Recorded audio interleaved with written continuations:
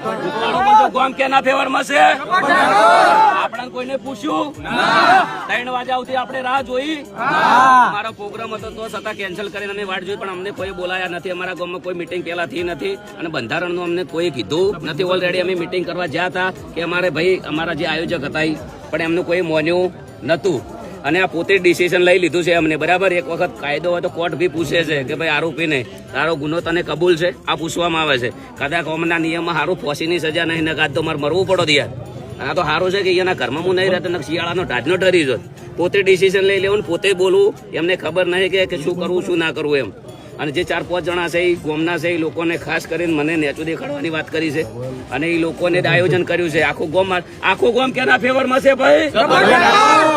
આજે અમે 3 વાગ્યા સુધી બેઠા છે. અમારા વડીલો, અમારા કાકા, અમારું કુટુંબ બધું. અમે જોરદાર મિટિંગ કરવાના છીએ. હું ખોટો હશું તો મારા ફેવરમાં કોઈ નહીં આવે.